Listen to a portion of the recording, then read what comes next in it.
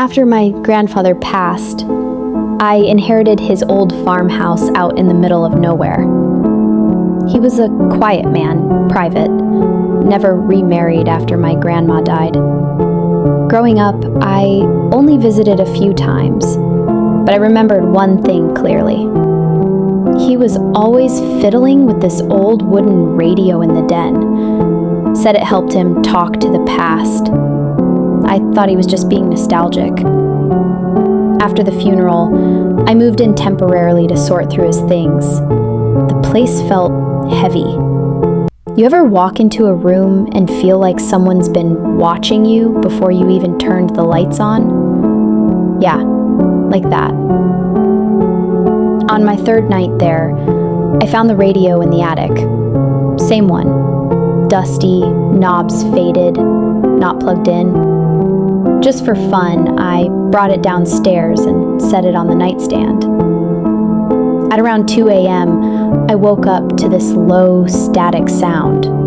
I thought maybe I left the TV on, but no, the radio was glowing. It wasn't plugged in. Then a voice came through, faint but clear. "Still can't sleep, huh?" I jumped out of bed. It was my grandfather's voice. I knew it immediately, deep and slow, with that same gruff tone he used when teaching me how to bait a hook. "You're stronger than you think," he said, "but don't trust the man with the scar." I thought I was dreaming, or having some grief-induced hallucination. I turned the dial, nothing changed. I tried unplugging it again, even though it wasn't plugged in to begin with. Still glowing, still talking. Over the next few nights, it kept happening. Sometimes it was full-on conversations, other times just humming, usually the lullaby he used to whistle when I was a kid. I stopped being scared and started feeling comforted until the message changed. The man with the scar is coming. That same night, the basement flooded. I called a repair guy to check the piping. He showed up the next day, tattooed, quiet, and polite. Except for one thing. He had a long, fresh-looking scar down his cheek. My stomach sank. I made up some excuse about needing to leave and said I'd call to reschedule. He looked disappointed, but left. A few minutes later, I looked through the peephole just to be sure. He hadn't left. He was staring at the door, gripping a crowbar. I called the cops. They arrived just in time to catch him trying to break in. Turns out, he had a record for theft, and worse. That radio saved my life, but it's been quiet ever since. No more static, no more voice. Just silence. I'm scared it means he's finally gone, or maybe something else. I used to be that weird kid who practiced speeches and fake interviews in the mirror. My parents thought it was cute. They didn't know I also whispered to it at night, stuff like, "What if you're the real me? And what if the mirror is a door?" One night, during a crazy thunderstorm, I tapped the mirror and said, "If you're real, knock back." I laughed until I heard 3 slow knocks from inside the mirror. My blood ran cold. I ran to my parents sobbing, but they said it was just thunder. I stopped talking to mirrors after that. A year later, we moved out, and I left it all behind. Fast forward 13 years. My parents are gone, and the old house falls to me. I'm 25 now. Logical, practical, but deep down I dreaded going back. Still, I moved in to fix it up and sell. The first few nights were uneventful, until another storm rolled in. Something about the lightning made me feel nostalgic. I walked into the bathroom and saw the same old mirror. No cracks, same frame. On a dumb impulse, I tapped it again and said, "If you're still there, knock back." Nothing happened. I laughed at myself and turned off the light. Tap, tap, tap. My heart stopped. I turned the light back on. Nothing behind me, nothing in the mirror. But it was fogging up like someone had breathed on the other side. Then, slowly, letters appeared in the condensation. You came back. I didn't sleep that night. I didn't shower. I didn't go near the bathroom. I booked a hotel and left the house the next day. I decided I was done. I wasn't going to play around with whatever this was. But then I got a text from my cousin 2 nights later. She was in town and asked to crash at the house. I hadn't told her anything. Her message just said, "Haha, okay, seriously. You didn't tell me this mirror thing was real." I froze. Then a second message came through. "It's tapping," and something just spelled out, "Let me out." I never replied. She hasn't messaged me since, and I haven't set foot near that house again.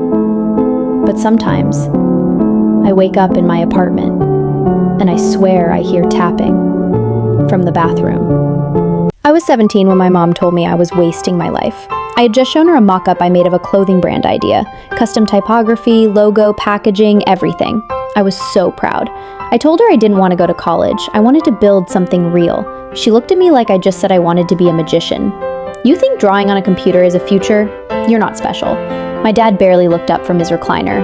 "Get a job," he muttered. 2 weeks later, I came home to find my stuff in garbage bags. My mom said, "Tough love, maybe you'll grow up now." I moved into my friend Jordan's garage. No insulation. I used a space heater and wore 2 hoodies at night. I worked part-time at a print shop and spent every free moment doing small gigs. Logos, flyers, social media banners, for whoever would pay. Most didn't, some ghosted me. One guy stiffed me $50 for a 10-hour logo project and then blocked me. I was eating ramen 5 nights a week using the free Wi-Fi from a pizza place across the street. But I kept going. One night, I submitted a design for a streetwear brand contest. No expectations, just wanted exposure. A week later, I got an email. "You won. We want you on the team." That brand exploded.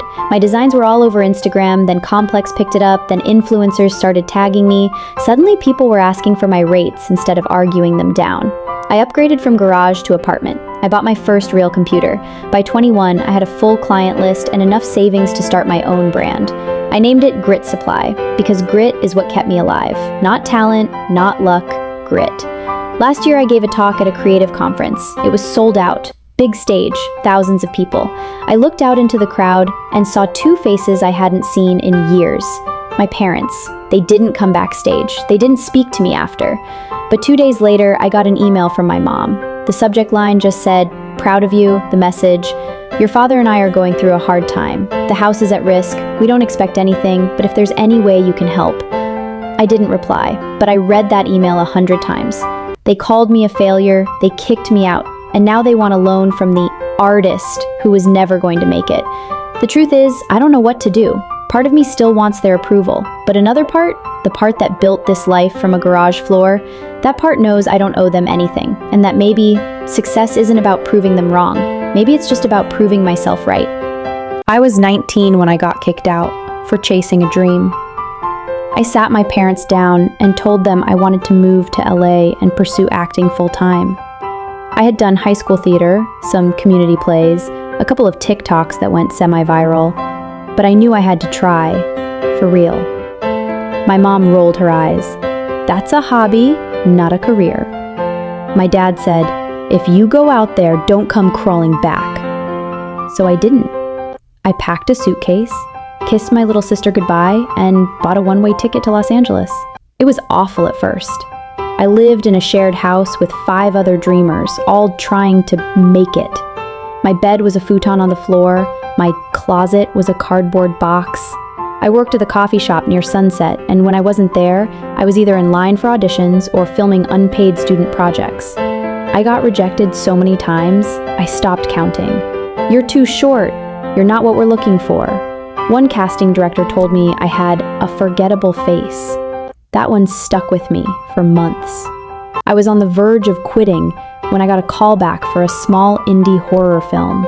The budget was barely enough to feed the cast, but I felt that role. I poured my whole soul into it. The movie ended up going viral on TikTok.